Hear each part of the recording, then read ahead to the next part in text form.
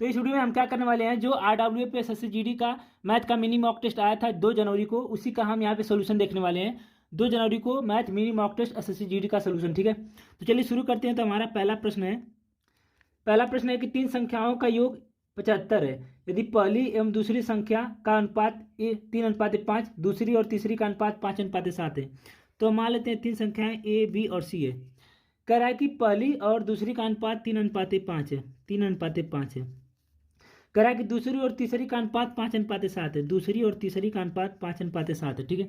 तो हम देख रहे हैं यहाँ पे बी का मान यहाँ भी 5 है, बी का मान यहाँ भी 5 है, तो जो हमारा अनुपात हो जाएगा फाइनल वो 3:5:7 होगा, ठीक है। तो कुछ चेंज करने की जरूरत नहीं है। ABC का अनुपात आ गया हमारा 3:5:7 है। तो हम इनको जोड़ते हैं तो 5 3 8 8 7 15, ये आ रहा है 15।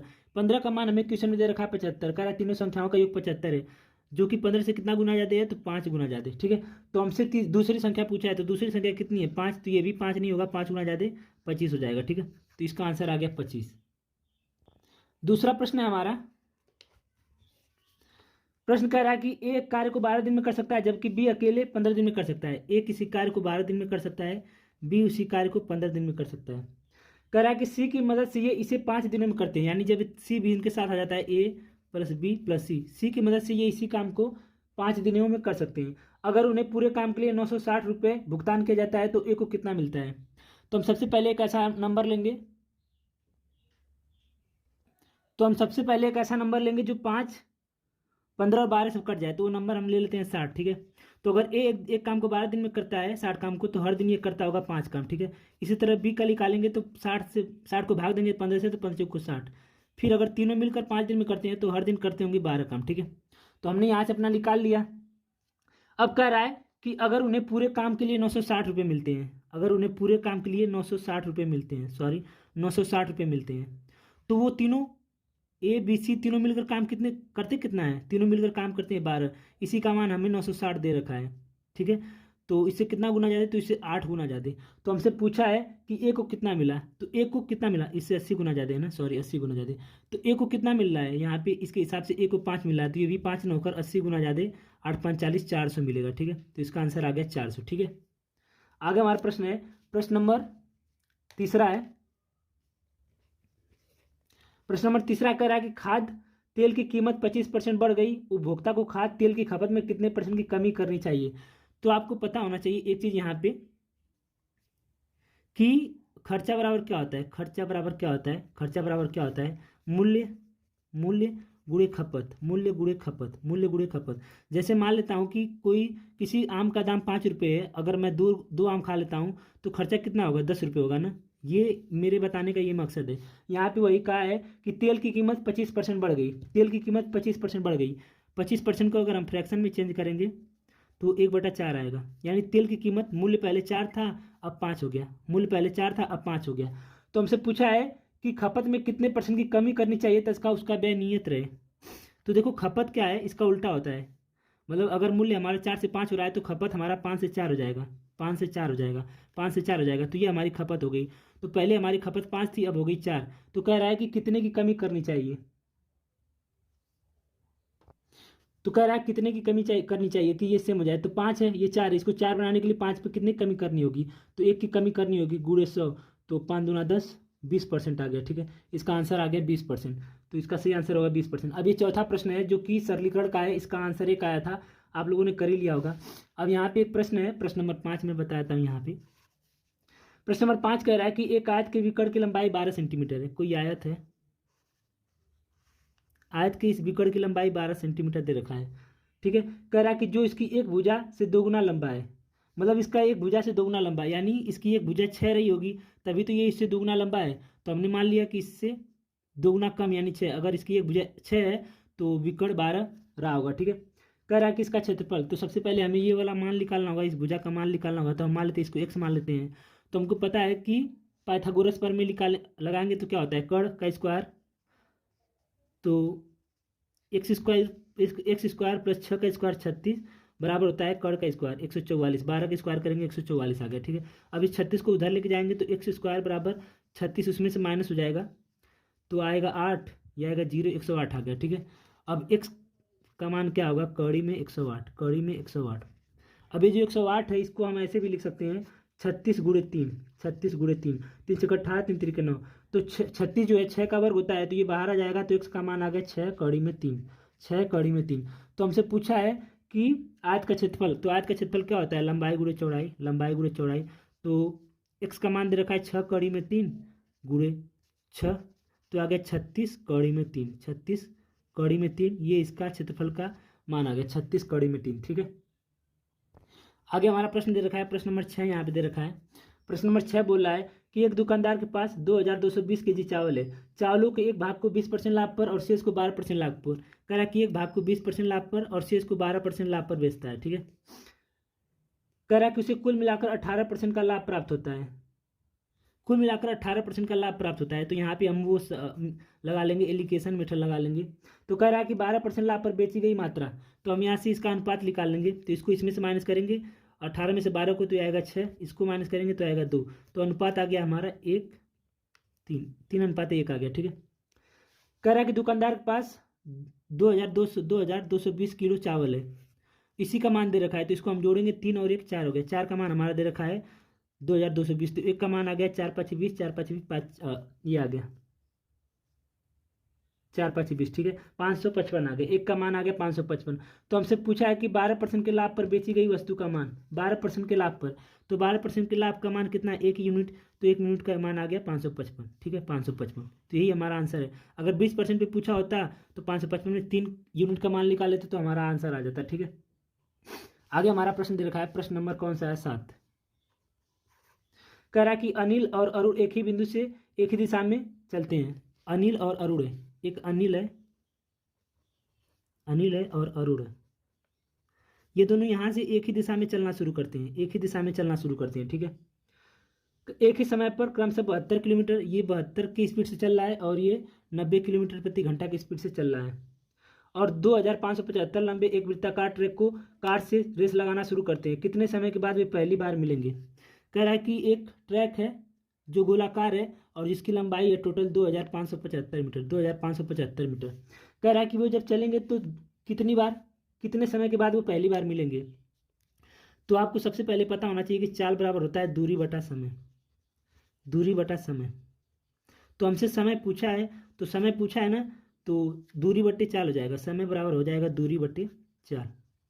तो दूरी हमारा टोटल दिया कितना है, दूरी हमारा टोटल दिया है 2575, और चाल हमारा क्या है, देखो ये दोनों एक ही दिशा में जा रहे हैं, इधर ये भी इधर ही जा रहा है, ये भी इधर ही जा रहा है। तो जब कोई चीज़ एक ही दिशा में जाए तो उनकी जो चाल होती है वो माइनस हो जाती है। तो 90 में से 72 को माइनस करेंगे तो ये आ जाएगा 18। अब ये हमारा किलोमीटर प्रति घंटा में है और दूरी हमारा मीटर में है, तो हम इसको चेंज कर देंगे, तो 5/18 से भाग देंगे तो ये मीटर प्रति सेकंड में आ जाएगा। तो ये आ गया 5 मीटर प्रति सेकंड। तो 5 से हम इसको भाग देंगे तो 25, 5 × 25, 25, 515, यानी 515 सेकंड में ये पहली बार मिलेंगे। तो यही हमारा आंसर है। आगे हमारा प्रश्न है, प्रश्न नंबर 8 यहाँ पे दे रखा है। कह रहा है कि एक माली ने किसी उद्यान में 1936 पौधे इस प्रकार लगाए कि पौधों की पत्ती और कतार बराबर हो। कह रहा है कि पौधों की पत्ती और ये कतार बराबर हो, पौधों की पत्ती और कतार बराबर हो।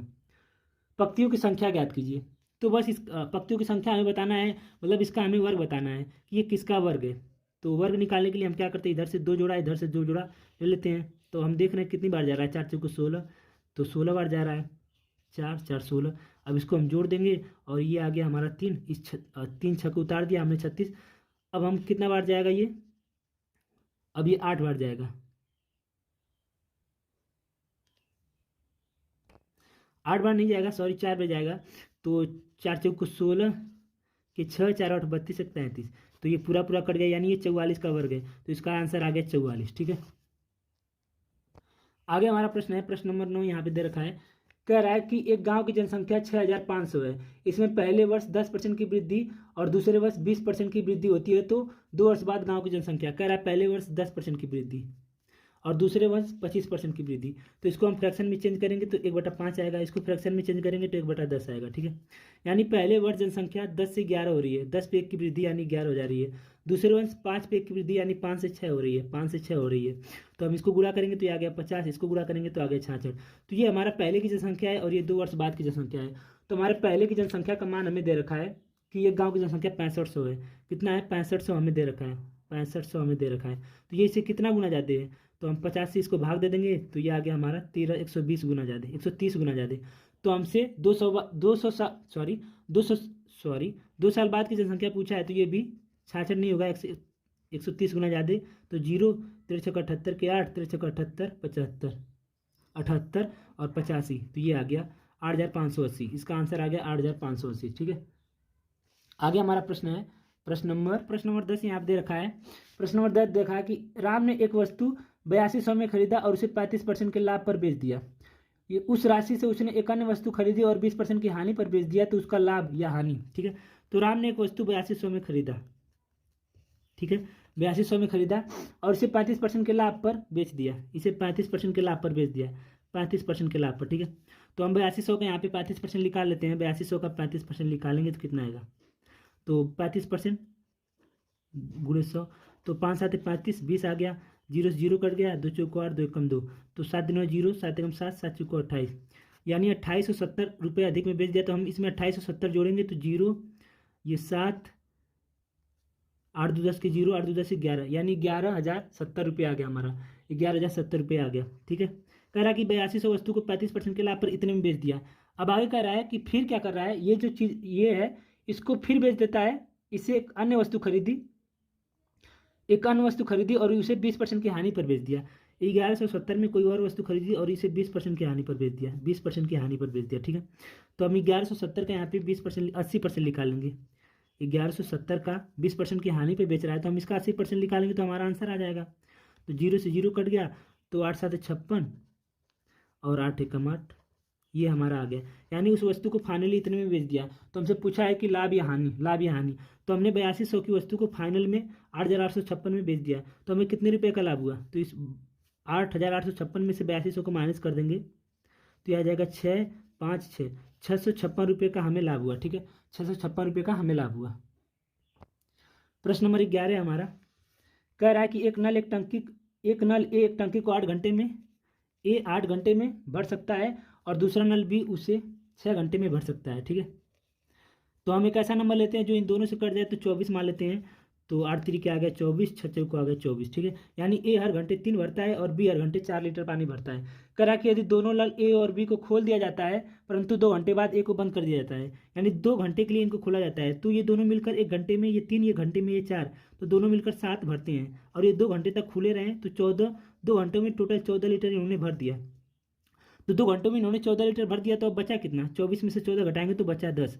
कह रहा है कि 2 घंटे के बाद ए को बंद कर दिया गया, ठीक है, तो बचा केवल बी। तो बी से कितने में भरेगा, बी हर घंटे कितना भरता है, 4 लीटर, तो 10 को भरने में कितना टाइम लगेगा इसे, तो 2 5 10, 2 9 4, 2 2 2 4, 1/2, 2 सहित 1/2, 2 सहित 1/2। ठीक है, आगे हमारा प्रश्न दे रखा है, प्रश्न नंबर 12 यहाँ पे दे रखा है।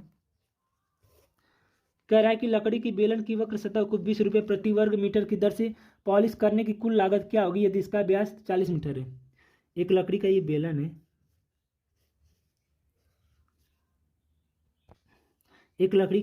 है,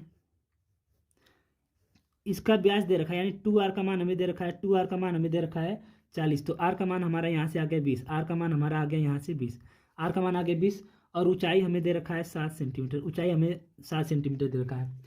और हमसे इसका सबसे पहले हमें इसका निकालना होगा। हमसे ये पूछा है कि इसका ये जो है surface area, total surface area, curve surface area, इस पर पुताई करने में कितना लगेगा, तो इसका सूत्र होता है 2πr/h, ठीक है, इसका जो वक्र सतह होता है इसका सूत्र होता है 2πr/h। तो यहाँ से 2 22/7 गुणे r का मान 20, h और h। एक चीज़ यहाँ पे ध्यान रखना कि जो ऊंचाई दे रखी है वो मीटर में दे रखी है, ये मीटर में दे रखी है, सेंटीमीटर में है, ये सेंटीमीटर में है, ठीक है। तो सेंटीमीटर को अगर हम ऊंचाई में चेंज करेंगे, ठीक है, ये सेंटीमीटर में है तो इसको हम मीटर में चेंज करेंगे तो ये आएगा हमारा 100 से भाग दे देंगे, ठीक है। और इसकी जगह हम 7 रखेंगे, ऊंचाई की जगह 7 रखेंगे। तो बस इसको सॉल्व करेंगे तो हमारा जो आंसर आएगा उसमें हम 20 से गुणा कर देंगे, जो हमारा आंसर आएगा उसी में हम 20 से गुणा कर देंगे तो हमारा टोटल लागत निकल जाएगा। तो यह आ गया 20 5 100, 5 चौको 20, 7 से 7 कट गया, तो 4 दूना 8, 8 दूना 16, कि 6 8 दूना 16 76, ये आ गया 176, ठीक है। ऑप्शन नंबर है 176, ठीक है। तो इसको ऐसे ही सॉल्व करना था। आगे प्रश्न है, यहीं पे बता देता हूँ। प्रश्न नंबर 13 है। प्रश्न नंबर 13 कह रहा है कि 2400 रुपये पर 8% वर्ष तथा 10% की दर से वार्षिक चक्रवृद्धि ब्याज पर 2 लगातार वर्षों का ब्याज हमें ज्ञात करना है। देखो कोई धन दे रखा है जो कि 24,000 है, कोई धन है जो कि 24,000 है। इस पर दो ब्याज लग रहे हैं, एक तो 8% का पहले साल 8%, दूसरे साल 10% का ब्याज लग रहा है।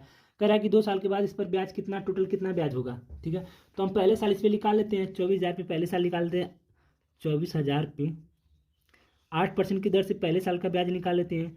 तो जीरो से जीरो कट गया, ये आ गया 8 जीरो 0, 8 चौके 32 के 2, 8 दूना 16, 3 19, 1920 आ गया। पहले साल का हमारा ब्याज आ गया 1920। ठीक है, अब दूसरे साल का जो हम ब्याज निकालेंगे वो 24,000 पे 10% के हिसाब से निकालेंगे। 24,000 पे 10% के हिसाब से निकालेंगे। ठीक है, तो जीरो जीरो कट गया, जीरो जीरो आ गया हमारा 2400। दूसरे साल का ब्याज आ गया हमारा 2400। ठीक है, अब आपको पता है कि यहाँ से 2400 तो आ गया, आपको पता है कि 2400 तो आ गया। जब दूसरे साल हम ब्याज निकालते हैं तो जो हमारा ब्याज होता है वो जो पहले साल ब्याज आया होता है उस पर भी ब्याज लगता है, यानी ब्याज पे भी ब्याज लगता है। तो दूसरे साल जो हमारा पहले साल जो हमारा ब्याज आया था 1920, इस पे इसका भी हम 10% निकालेंगे।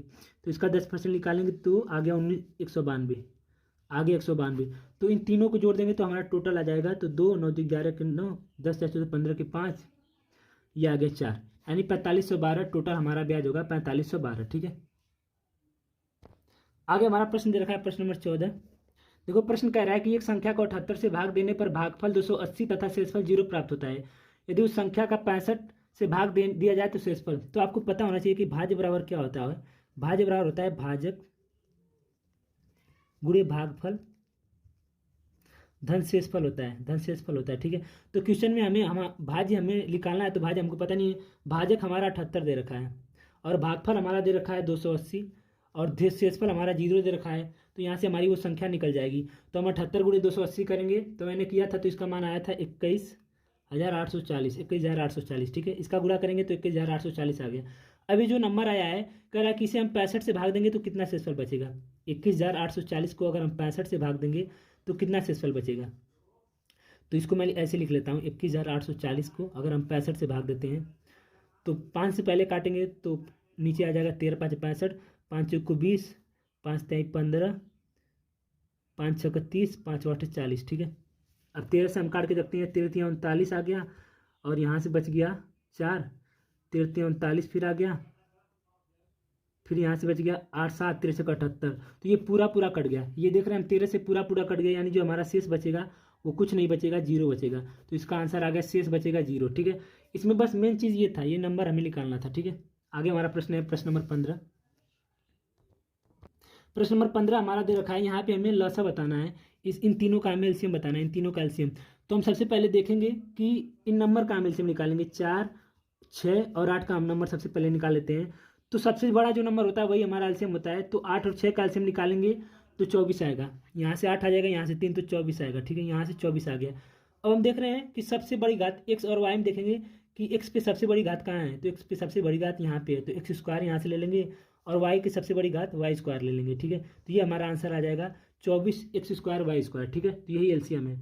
आगे हमारा प्रश्न है, कह रहा है कि 9 विद्यार्थियों उनके शिक्षक की औसत आयु। प्रश्न नंबर 16 कह रहा है कि 9 विद्यार्थियों और उनके शिक्षक की औसत आयु, यानी 10 लोगों की औसत आयु कितना है 16, यानी 160। 16 में 10 का गुणा कर देंगे तो 160 आ गया। कह रहा है कि प्रथम 4 विद्यार्थियों की औसत आयु 19 है, यानी 19 चौक 76। ठीक है, कह रहा है कि अंतिम 5 विद्यार्थियों की औसत आयु 10 वर्ष है, अंतिम 5 यानी 10 5 50। ठीक है, तो हम इन दोनों को जोड़ लेंगे तो ये आ गया 6, ये आ गया 7 5 12 126, यानी टोटल 9 लोगों की औसत आ गई 126। तो अगर हम 160 में से जो कि 10 लोगों की है 126 को माइनस करेंगे तो जो एक बचा है उसका आंसर आ जाएगा। तो यहाँ से आएगा 4, यहाँ से आएगा 34। तो हमसे पूछा था कि शिक्षक की उम्र, तो शिक्षक की उम्र हो जाएगी 34। ठीक है, तो ये इसका आंसर है। आगे हमारा प्रश्न है, यहीं पे बता देता हूँ, प्रश्न नंबर 17 है। प्रश्न नंबर 17 है, बेहद आसान है, कुछ नहीं है। कह रहा है कि एक वर्ष में 5,000 रुपये बढ़कर 750 जाता है। 5,000 रुपये बढ़कर 5,700 हो जाता है एक वर्ष में। कितना बढ़ रहा है 700, कितने पे 5,000 पे बढ़ रहा है। ठीक है, तो परसेंटेज के लिए 100 से गुणा कर देंगे तो यहाँ से हमारा दर निकल जाएगा। ठीक है, तो ये कट गया तो ये आ गया 14%। तो दर हमारा आ गया 14%, यानी इस पर जो ब्याज लग रहा है वो 14% का लग रहा है। ठीक है, तो आगे हमसे पूछा है कि तदनुसार 5 वर्षों के बाद उसी साधारण ब्याज की दर से 7,000 रुपये बढ़कर कितना हो जाएगा। तो हमारा दे रखा है कि 7,000 रुपये पे 5 साल के लिए 14 के हिसाब से अगर ब्याज लगेगा तो कितना हो जाएगा। ठीक है, तो 0 से 0 कट गया, ये आ गया 14×5 = 70 और 4900 आ गया। 4,900 रुपये का ब्याज लगेगा और कितने पे लग रहा है 7,000, तो हम 7,000 इसमें जोड़ देंगे तो वो हमारा नंबर आ जाएगा। तो 009 7 4 11 यानी 11,900, ये इसका आंसर है। ठीक है, आगे हमारा प्रश्न दे रखा है, प्रश्न नंबर 18 है। कह रहा है कि एक ट्रेन 90 किलोमीटर प्रति घंटा की गति से निश्चित दूरी तय करने में 90 किलोमीटर प्रति घंटा की गति से एक अनिश्चित दूरी तय करने में 1 घंटा 12 सेकंड का समय लेती है। 1 घंटा 12 सेकंड, 1 घंटा 12 सेकंड का समय लेती है, 12 मिनट का समय लेती है। तो हम मिनट को घंटे में चेंज करेंगे तो 12/60, तो ये आ जाएगा 1/5, यानी 1 सही 1/5 घंटा। तो 5 × 5 ये आ जाएगा 6/5 घंटा, ये आ गया 6/5 घंटा। ठीक है, तो सबसे पहले हम यहाँ से दूरी निकाल लेते हैं। तो आपको पता है कि चाल बराबर होता है दूरी बटा समय। तो अगर हमें दूरी निकालना है तो चाल गुणे समय हो जाएगा, चाल गुणे समय। तो चाल हमारा दे रखा है 90 और समय हमारा दे रखा है 6/5 घंटा। तो यहाँ से आ जाएगा 18 6 के 108, 18 6 के 108। ठीक है, तो ये हमारी दूरी आ गई। ठीक है, 108 किलोमीटर दूरी आ गई। अब आगे कह रहा है कि यदि गति में 40% की वृद्धि हो जाती तो 7/3 दूरी को तय करने में कितना समय लगेगा। तो गति हमारा कितना दे रखा है, गति हमारा यहाँ पे दे रखा है 9, गति हमारा दे रखा है 90। कह रहा है कि 90 में अगर 40% की वृद्धि हो जाती, 40% निकालेंगे 90 का तो कितना आएगा, 9 चौको 36, यानी अगर गति हमारा 90 ना होकर 36 बढ़ जाता है, 6 9 3 12 126 हो जाती। अगर गति हमारा 126 हो जाती तो जो दूरी दे रखा है, तो दूरी का 7/3, दूरी का 7/3 यानी 108 का 7/3, तो 3 3 9 3 6 18, यानी 36 × 7 को तय करने में 126 के हिसाब से कितना समय लगेगा, कितना समय लगेगा। ठीक है, तो बस इसको हम सॉल्व कर लेंगे तो हमारा समय आ जाएगा। हमको पता ही है कि समय बराबर होता है दूरी बटा चाल। तो इसको सॉल्व कर लेंगे तो 7 × 7 7/56, 18 दूना 36, ये आ गया 2। तो 2 घंटे का समय लगेगा। ठीक है, इसको ऐसे ही मैंने सॉल्व किया था, कुछ है नहीं, बस नॉर्मल ही है। तो हमारा अगला प्रश्न है, प्रश्न नंबर 19 कह रहा है कि निम्न भिन्नों में से दूसरी सबसे छोटी भिन्न कौन सी होगी। ठीक है, तो इसमें दूसरी सबसे छोटी भिन्न बताना है। तो मैंने कहा था कि ऐसे सवाल को क्या करना, ऊपर 2 जीरो बढ़ा लेना, सब में ऊपर 2 जीरो बढ़ाना, इससे थोड़ा सा आसान हो जाता है। ठीक है, अब इससे भाग देंगे तो 5 6 30, यहाँ पे आ गया 60, इसको भाग देंगे तो 11 5 55, 11 4 44, पूरा दशमलव मत ले जाना, बस नॉर्मल अंक तक लेके जाना है। ठीक है, तो 18 3 54, फिर 8 बढ़ जाएगा तो 38 आ गया यहाँ से, और इसको 16 3 48, 2 बचा, 16 कम 16 31 आ गया। ये 11 7 77, 77, 3 बचा, 11 दूना 22, 72 के करीब आएगा। ठीक है, तो हम देख रहे हैं इस हिसाब से सबसे छोटी संख्या ये है, उसके बाद सबसे छोटी संख्या ये वाली है।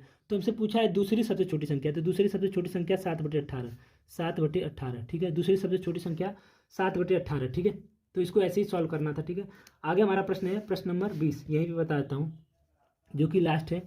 कह रहा है कि एक वस्तु का अंकित मूल्य 5,000 रुपये है, 5,000 रुपये अंकित मूल्य, यानी MP हमें दे रखा है 5,000। कह रहा है कि दुकानदार 5% छूट देता है। तो मैंने आपको एक चीज़ बताया था कि MP बराबर कॉस्ट में 100 माइनस डिस्काउंट बराबर CP 100 प्लस प्रॉफिट, ये हमेशा याद रखना। ठीक है, कह रहा है कि दुकानदार 5% की छूट देता है परंतु फिर भी 25% का लाभ कमाता है। तो MP कितने परसेंट की छूट देता है, 5% की, तो 100 में से 5 घटाएंगे तो आ गया 95 बराबर CP लाभ कितने का दे रहा है, तो 100 लाभ दे रहा है 25 का, तो 100 गुणे 100 में 25 जोड़ेंगे तो आ गया 125।